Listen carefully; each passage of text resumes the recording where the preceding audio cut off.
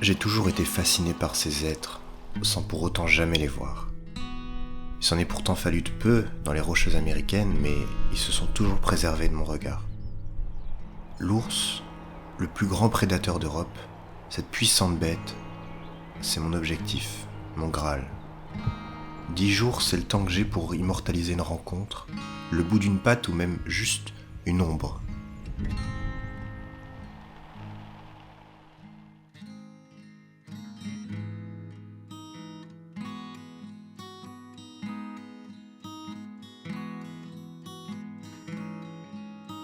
Je voyage pas seul.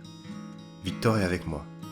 Victor, c'est le genre de personne à qui tu dis « J'ai un projet pour toi, mais je sais pas ce que tu veux faire. » Et à quoi il répond « Tout, je veux tout faire. » Je l'ai rencontré en master et il a aucun rapport avec la photographie ni même avec les ours. Mais c'est quelqu'un de curieux, de respectueux de la nature, patient et aventureux, en tout cas suffisamment pour partir avec moi, seul, face à l'ours.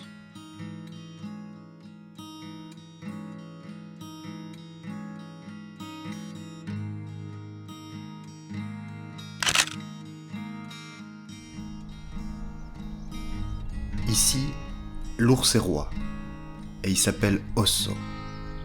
370 individus peuplent ces cimes, et pour autant la surface d'habitation reste importante et ses paysages de roches et de forêts lui permettent un camouflage quasi total.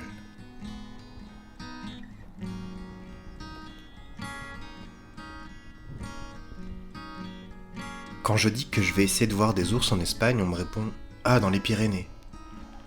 Mais non, personne ne les connaît ces monts, les monts Cantabriques. Ils trônent dans le nord-ouest de l'Espagne, formant une barrière entre la pluie atlantique et le soleil du Meseta ibérique. Ce ne sont pas les montagnes les plus hautes, les falaises les plus abruptes ou les vues les plus impressionnantes, mais ce sont un combiné de paysages ruraux et montagnards qui les rendent uniques.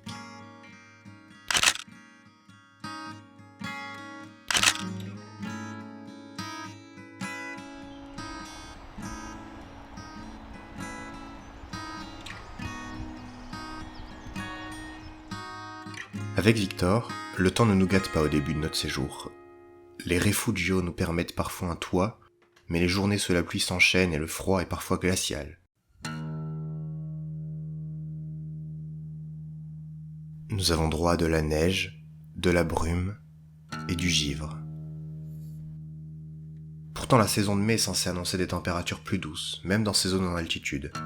Nous choisissons d'ailleurs cette période pour pouvoir profiter de la pleine activité de l'ours qui sort d'hivernation avec ses petits.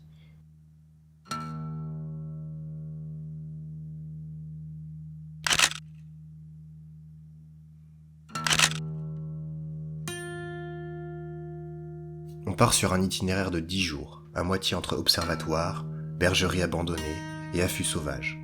Et alors commence un jeu de patience, un jeu de regard, de découverte, un jeu de surprise, de déception. Un jeu qui parfois se transforme en folie, en mirage ou en illusion. Quand chaque silhouette lui ressemble, quand chaque bruit est le sien, quand chaque mouvement nous fait tourner le regard, quand chaque empreinte au sol est sa marque, ou quand chaque regard dans les jumelles est un espoir.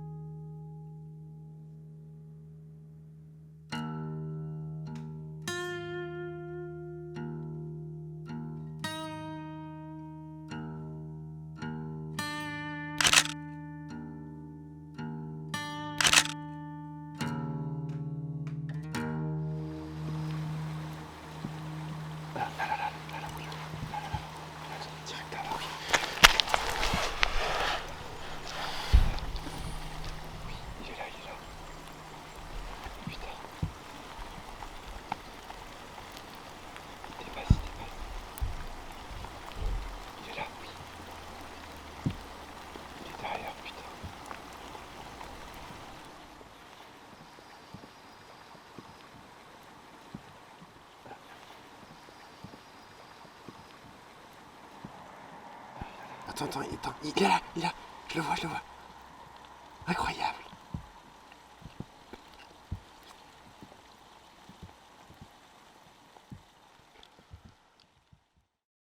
Une silhouette, une ombre. 10 secondes sur la crête.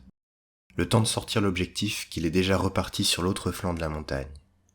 Une créature mystique, qui nous fait rêver, qui a su se faire désirer. La nuit, entre les hurlements du loup ibérique et les chants de la chouette hulotte, c'est la tête prise à cette pensée folle que nous pouvons nous endormir. Nous avons vu l'ours.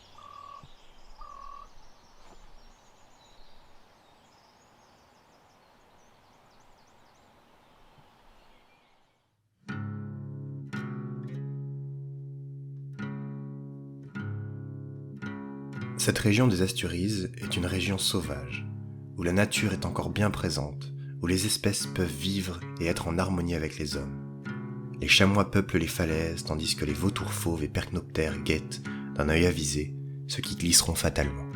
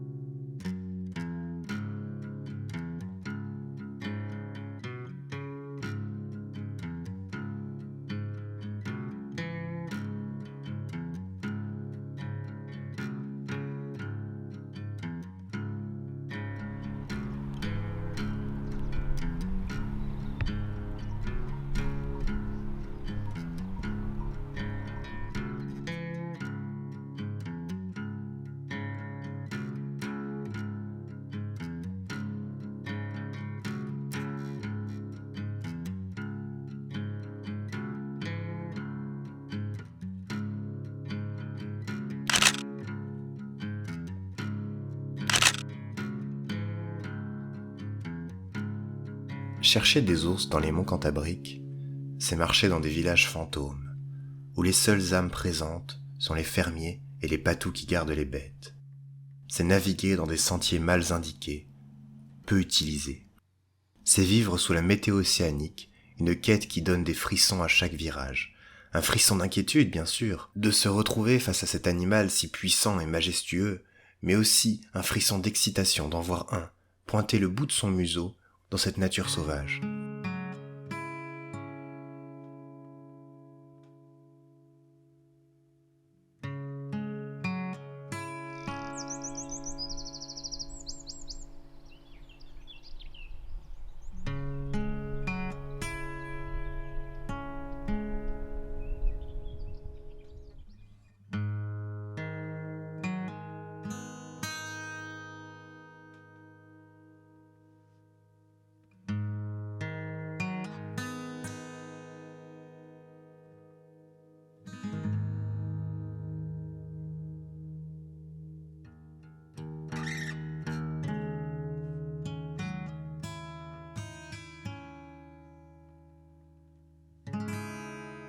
Nous avons fait preuve de patience. Au-delà de la marche, l'attente est importante. Chacun son tour, pour reposer nos yeux et notre nuque, nous prenons les jumelles, d'un œil à chaque fois plus aiguisé, pour espérer les voir. Et parfois, cela paye. Tu vois les deux rochers qui font une fente là comme ça? Ouais. C'est précisément là, Ok. dans la fente, en bas. Ah oui. Oh putain, il est beau. Ah, il est là, il est posé là. Incroyable. Ah, il revient dans sa grotte.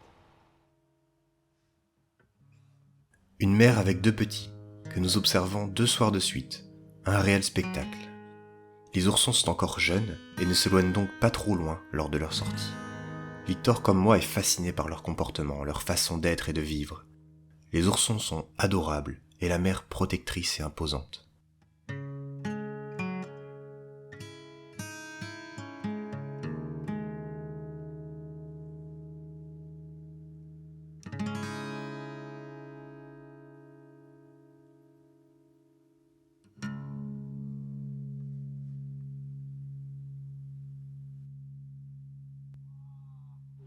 Waouh. Devant les bandes noires, sur le rocher dessus. Incroyable.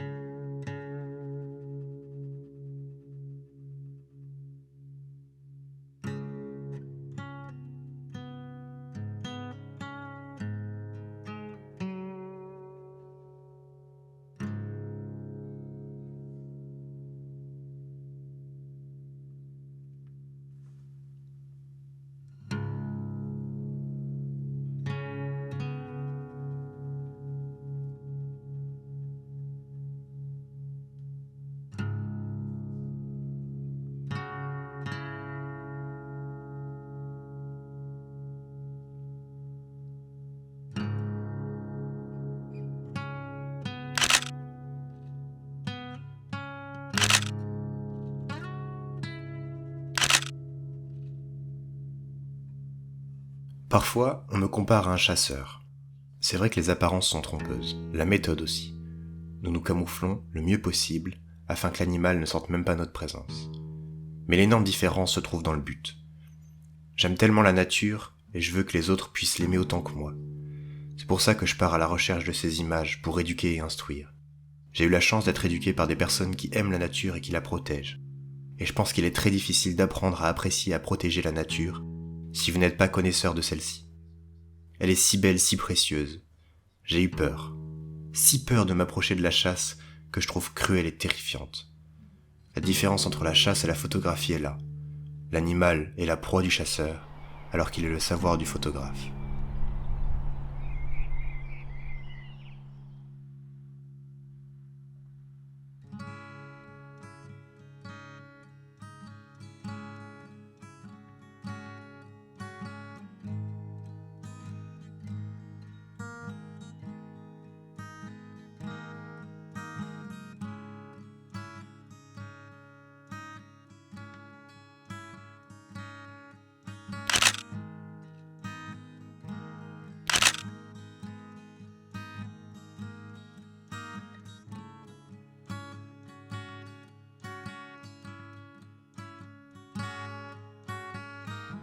Notre itinéraire nous mène au bord d'un étang, pour notre dernière nuit. Les observateurs passent devant nous et nous disent qu'ils viennent de voir un mâle passer, alors que nous étions les jumelles sur les yeux, en train de regarder quelques dizaines de mètres trop haut. Mais en restant plus longtemps, pour cet ultime affût, nous observons alors une autre mère et ses deux petits, une fois le soleil couché.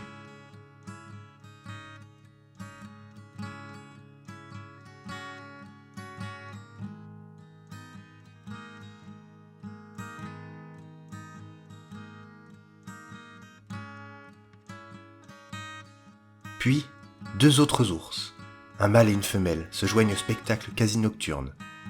Et nous sommes alors comblés, à profiter jusqu'à ce que la luminosité ne nous le permette plus, nos 5 compagnons présents pour nous dire au revoir. Ce genre d'interaction ou ce genre de moment, c'est pour ça que j'étais venu.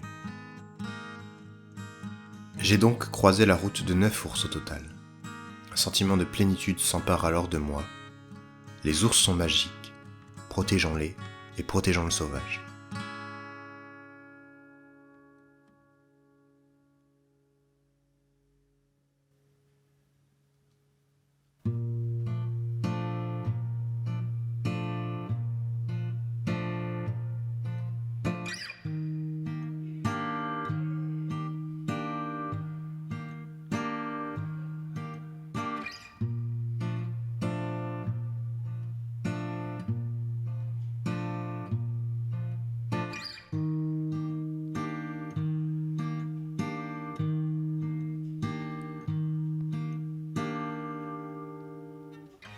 Sometimes I coach these great feelings.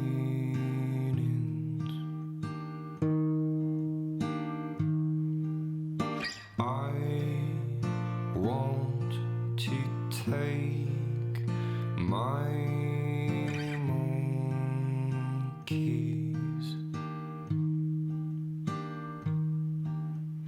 in this jungle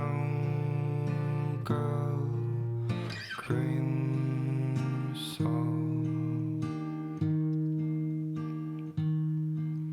to walk, to climb, to feel, to eat with the smell of life.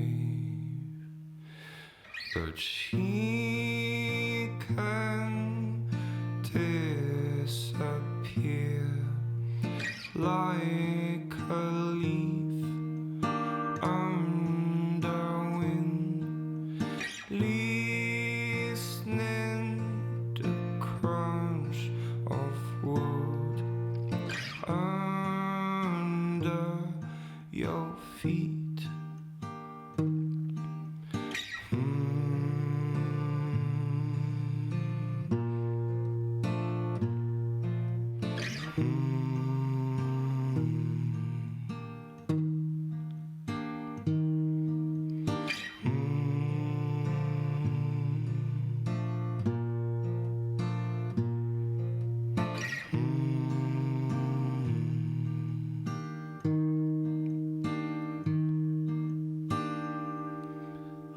It's raining trees, the sky is crying, poison rivers, sad and seek. We lost the times for our monkeys. They just want to take a brief second in this black time on sea. I bloom my mind sometimes.